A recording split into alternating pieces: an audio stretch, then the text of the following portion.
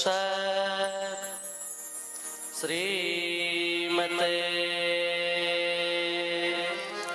रामचंद्राय नमः। यस्यामलं नृपसदस्सु यशोधुनापि गायन्त्यघघनमृषयो दिग्भेन्द्रपटम् तं नाकपालवसुपालकिरीटजुष्ट पादाम्बुजौ रघुपतिं शरणं प्रपद्ये। श्री सीतानाथ समारंभां श्रीरामानंदार्य मध्यमाम् अस्मदाचार्य पर्यन्तां वन्दे श्री गुरु परंपराम्। पूज्य श्री महाराज जी के लिए एक छोटा सा भाव। मदनोन्मादकं पूज्यम। मदन का अर्थ है काम, लेकिन भगवान ने गीता में धर्माविरुद्धो भूतेषु कामोऽस्मि भरतर्षभ, धर्म से अविरुद्ध जो काम है उसको अपना स्वरूप बताया है। इसलिए यहाँ मदन शब्द का अर्थ श्री कृष्ण है। और मदन श्री कृष्ण को जो अपने प्रेम के द्वारा, अपनी भक्ति के द्वारा, अपने भाव के द्वारा, अपनी नाम सेवा के द्वारा सदा सर्वदा उनको नृत्य कराते रहते हैं, उनको प्रेम प्रदान कराते रहते हैं, ऐसे मदनोन्मादक ही मदन है। मदनोन्मादकं पूज्यम मोहनम च स्वरूपतः। स्वरूप से ही जो सुंदर लगने वाले हैं, स्वरूप से ही जो सबको आकर्षित करने वाले हैं। आचार्य चरणम वंदे वचसा मनसा हृदय। श्री धीर समीर बिहारी बिहारी जी महाराज की, पूज्य श्री आचार्य चरण की, सभी विद्वज्जन महापुरुषों की जय जय। श्री राधे श्याम।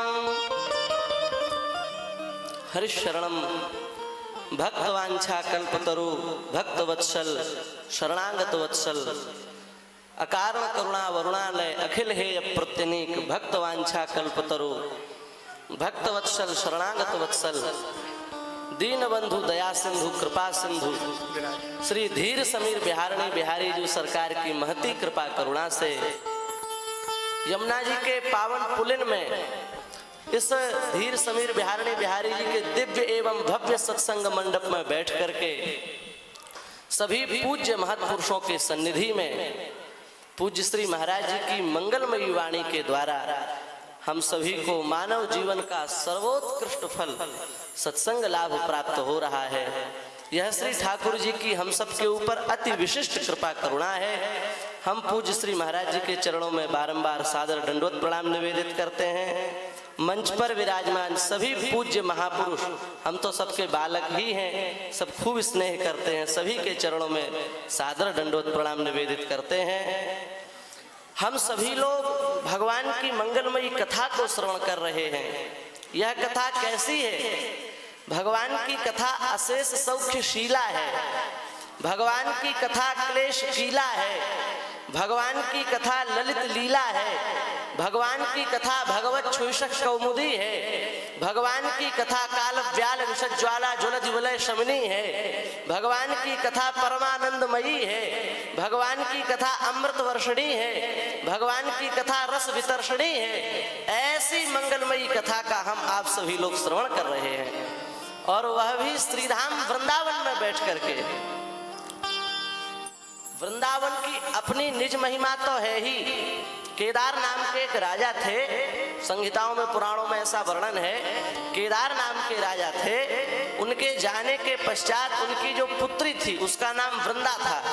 उसने 60,000 वर्षों तक घोर तपस्या की श्री कृष्ण को पति रूप में प्राप्त करने के लिए, और अंततो गत्वा उसकी वह इच्छा पूर्ण हुई और भगवान प्रकट हुए। प्रकट हो करके उसको अपने दिव्य गोलोक में ले गए, और उस वृंदा की यह तपस्थली है, उस वृंदा की यह साधन भूमि है, इसलिए इस धाम का नाम श्री वृंदावन धाम है। शास्त्रों की दृष्टि से यही श्री वृंदावन धाम की उत्पत्ति की कथा है, और भाव की दृष्टि से हम विचार करें तो हमें तो कभी कभी मन में आता है कि गोलोक, दिव्य गोलोक जो ऊपर अवस्थित है, उस गोलोक की छाया पृथ्वी के जिस भूखंड में पड़ती है उसी खंड का नाम श्री वृंदावन धाम है। साकेत की दिव्य छाया जिस भूलोक के खंड पर पड़ती है उसी दिव्य धाम का नाम श्री अयोध्या है। ये भाव की दृष्टि है। उस वृंदावन धाम के पवित्र क्षेत्र श्री धीर समीर में जो रास के लिए सर्वोत्कृष्ट जिस भूमि जिसको माना गया है, धीर वो गीत गोविंदम की अष्टपदी को जब हम देखें तो क्या यहाँ का वर्णन है, क्या दिव्य वर्णन है। रति रस सारे गतमभिसारे मदन मनोहर न गुरु नितम विनिगमन विलंबन मनुसरतम हृदयेशम धीर समीरे यमुना तीरे वसति वने वनमाली गोपी पीन चंचल कर युगशाली। रास के लिए सर्वोत्कृष्ट भूमि यह श्री धीर समीर की भूमि है, जिस रास को भगवान की लीलाओं में सबसे गूढ़ लीला कहा गया।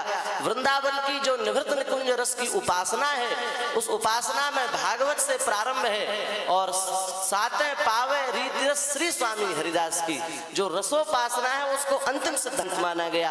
प्रथम सुने भागवत भक्त मुख अद्भुत वाणी, द्वितीय आराधे भक्त व्यास नौ भांति बखानी, तृतीय करे गुरु समुझ दक्ष सर्वज्ञ रसीलो, चतुर्थ करे ब्रजवास बसे बनराज जसीलो, पांचे भूले दे सुधि तब छठे भावना रास की, सातवें पावे रीति रस श्री स्वामी हरिदास की। वह रसोपासना की जो भूमि है, उस रसोपासना की दिव्य भूमि पर बैठ करके पूज्य श्री महाराज जी की वाणी के द्वारा उच्छलित जो रस है, जो रस श्रीमद् भागवत की कथा के रूप में आप सबको प्राप्त हो रहा है, उस दिव्य कथा को आप लोग सुन रहे हैं। कथा की अपनी महिमा तो है ही, पर जब वही कथा संत के मुख से प्रकट होती है तो उसका एक अलग महात्म्य होता है। महाराज, जल तो कोई भी पिए, कहीं का भी पिए, जल पीने से प्यास बुझ जाएगी, पर यदि गंगा जी का जल हो तो प्यास बुझने के साथ साथ पाप भी नष्ट होंगे।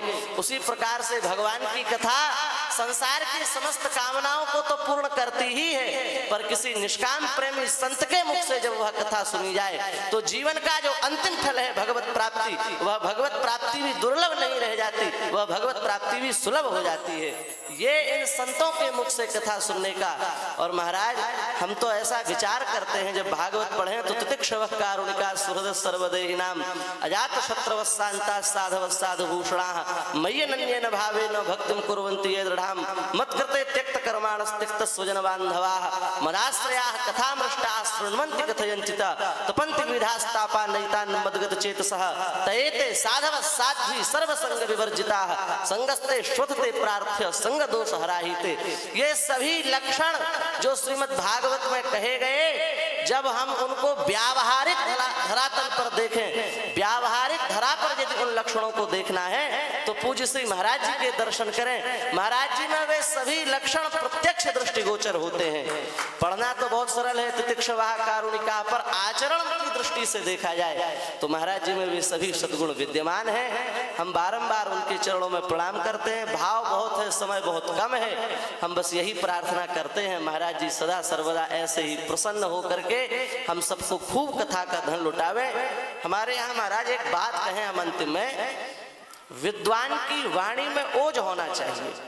यदि विद्वान है और वाणी में ओज नहीं तो फिर वो वाणी व्यर्थ है। विद्वान की वाणी में ओज होना चाहिए और जिज्ञासु के जीवन में खोज होना चाहिए और साधु के जीवन में मौज होना चाहिए। और यदि ये तीनों नहीं है तो जीवन बोझ होना चाहिए। वह जीवन बोझ के समान है। साधु होकर के भी दुखी हैं, उदास हैं, तो फिर किस बात के साधु। खूब प्रसन्न होकर के महाराज जी खूब प्रसन्न हैं ही, और ऐसे ही प्रसन्न होकर के हम सब पर अमृत की वर्षा करते रहें, इसी प्रार्थना के साथ। छोटे हैं, जानते कुछ है नहीं, यदि कुछ अपराध बना हो तो सभी आचार्यों से क्षमा प्रार्थी होते हुए हम अपनी वाणी को विराम देते हैं। श्री वृंदावन बिहारी लाल की जय। श्री राम स्नेही भैया हृदय को आह्लादित कर देते हैं एकदम। और हम ही नहीं, पूज्य हमारे गुरुदेव महाराज जी सब प्रसन्न रहते हैं आपसे। और हम लोगों को लगता है कि अब हम लोग जब थोड़े से आयु होगी तो कथाएं बंद करेंगे, तो एक आध कोई ऐसा धुरंधर तो चाहिए। तो आगे की तैयारी बहुत अच्छी हम लोगों की है, इस पर पूरा भरोसा हम लोगों को होता है।